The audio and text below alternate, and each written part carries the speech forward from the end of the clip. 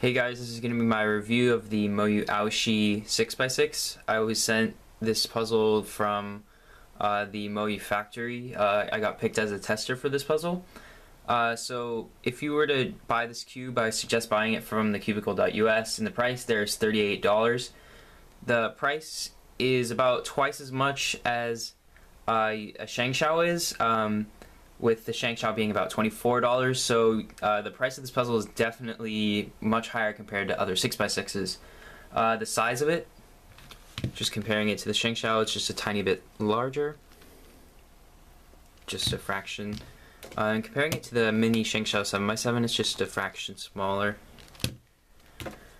The stickers on this, they are just, you know, the typical Moyu shades. And they're fine. I don't have any issues with the Moyu shades because I do like half brights on my puzzles. The feel of the turning, it's kind of bumpy. The outer layer is like slightly bumpy. The inner layer, you can definitely feel the bumps, but it's slightly faster. And the inner layer, I feel it's a little bit smoother, just a little bit. This outer layer, you can feel quite a bit of the bumps though. So yeah, the corner cutting, you're not going to really need lots of corner cutting on a 6x6, so don't expect much. But one thing about this puzzle is that it does have like slightly larger holes than most other 6x6s do, so you get a little bit more reverse corner cutting.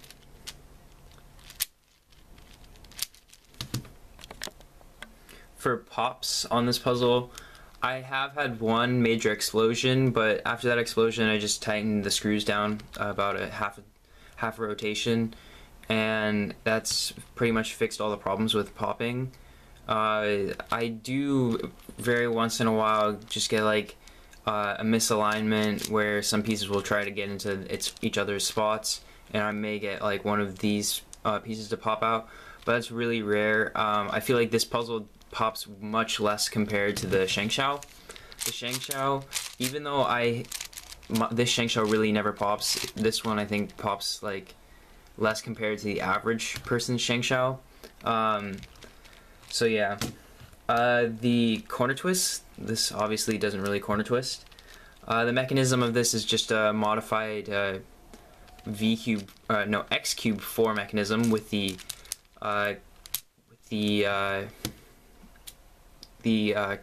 centerpieces that kind of like circle around each other.